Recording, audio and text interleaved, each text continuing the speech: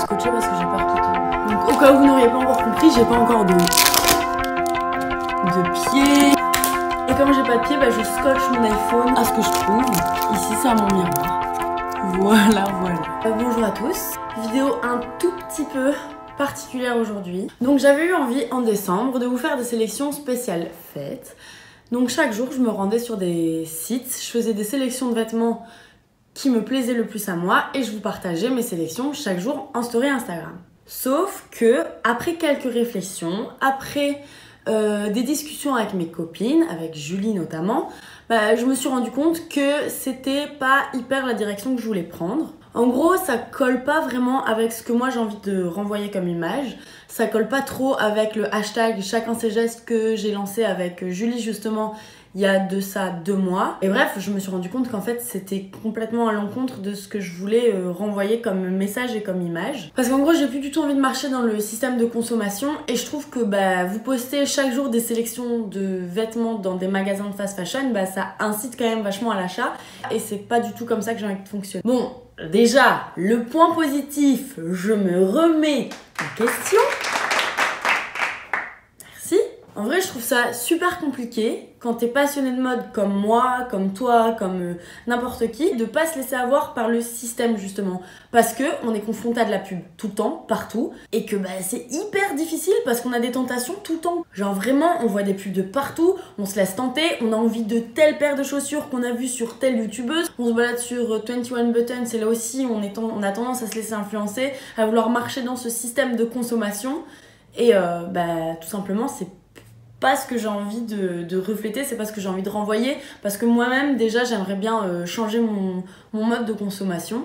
Ce système m'emmerde parce que honnêtement même moi je me sens pas prête encore à bannir totalement les fast fashion de ma vie. Genre je me sens pas capable là maintenant de dire à partir de maintenant je vais plus chez Zara. C'est hyper compliqué, surtout quand t'as eu l'habitude d'y aller tout le temps, et donc du coup c'est compliqué de se dire d'un jour à l'autre on va passer à autre chose. Donc moi clairement ce que j'ai envie de faire c'est d'apprendre à consommer la mode autrement. Parce que je sais très bien que c'est possible quand je vous en ai déjà parlé, mais Clara Victoria, c'est une youtubeuse qui fait tout son shopping en fripe et qui, elle, a pas de mal du tout à se dire j'achète une pièce même si elle est trop grande ou qu'elle ait un trou, qu'elle est déchirée ou quoi que ce soit. Elle a pas de mal à reprendre une pièce, la remettre à sa taille, la remettre à son goût, bref, donc je sais que c'est possible de consommer autrement, c'est juste le temps de s'y mettre. Donc bref, tout ça pour dire que j'avais vraiment envie que ma chaîne YouTube et moi-même on prenne un tournant différent, celui de consommer de manière plus responsable, que ce soit dans ma nourriture mais aussi dans ma consommation mode, vêtements, que ce soit plus éthique, etc.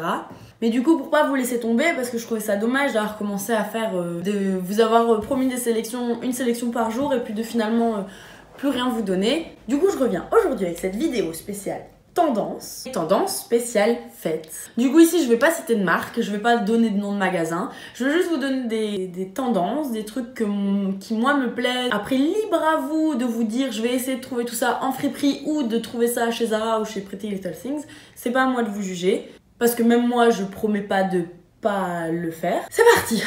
Ouh, mon dieu. L'intro la plus longue de ma vie, j'espère que c'est pas trop casse-couille.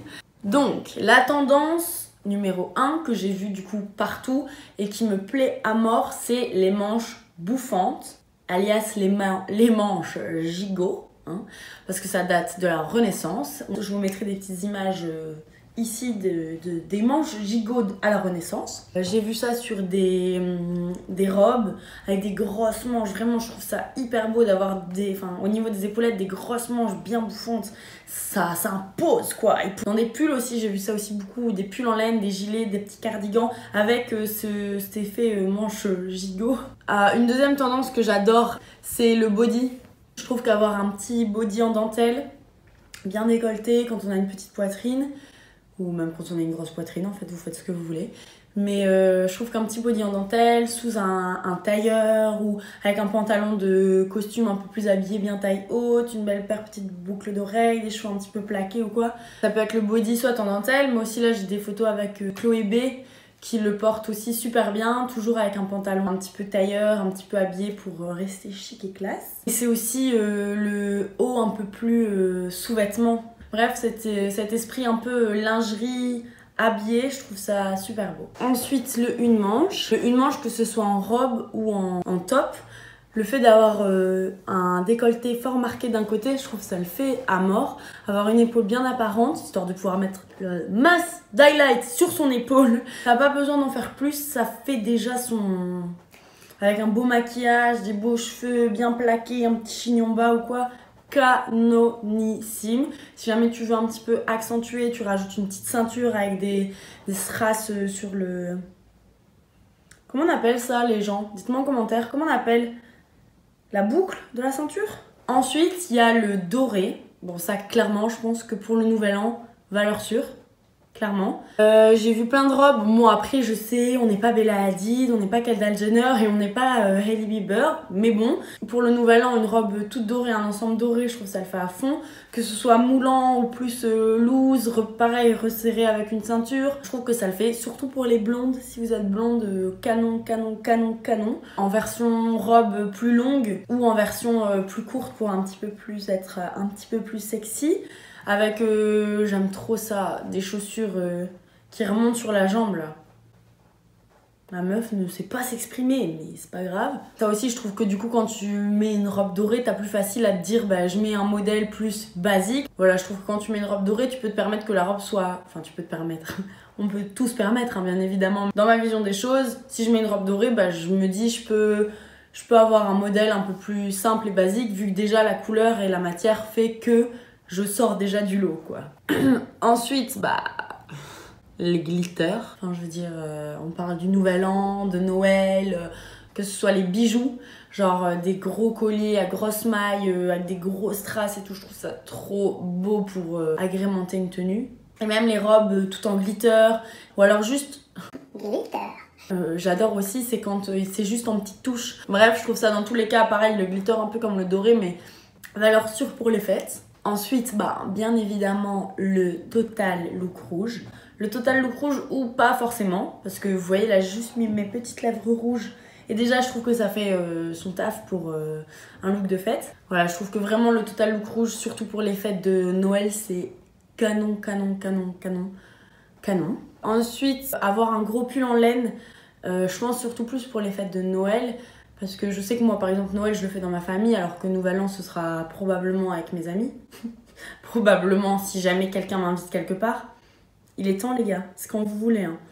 Donc, pour Noël, en tout cas, parce que ça, on m'a quand même invité pour Noël. Avoir un gros pull en laine, que ce soit dans une jupe ou dans un pantalon un petit peu tailleur, un petit truc un peu plus habillé, mais un gros pull en laine avec soit des petites torsades ou du moins des grosses mailles. Et pareil, un make-up un peu travaillé, comme ça, je trouve que ça le fait à mort. Et si jamais on veut carrément tout mélanger, mais en gilet avec des manches gigot. Oui, j'ai essayé de replacer le manche gigot parce que j'adore dire manche gigot. Il y a un problème, vraiment. Ensuite, les plumes. Pareil, soit ton total look, ça il faut vraiment bien l'oser parce que ça fait quand même vachement... Franchement, ça peut être beau, hein, mais bien assorti, bien travaillé en restant classe. Une petite robe tube avec juste le haut ici bustier tout en plume ou alors le bas tout en plume aussi. Avec une veste, juste le bout en plume. Je trouve que le fait d'avoir des plumes, ça rend tout de suite ta tenue un petit peu plus sensuelle, un petit peu plus festive, un petit peu plus hors du commun. Ensuite, le bustier, je trouve que ça donne aussi super bien.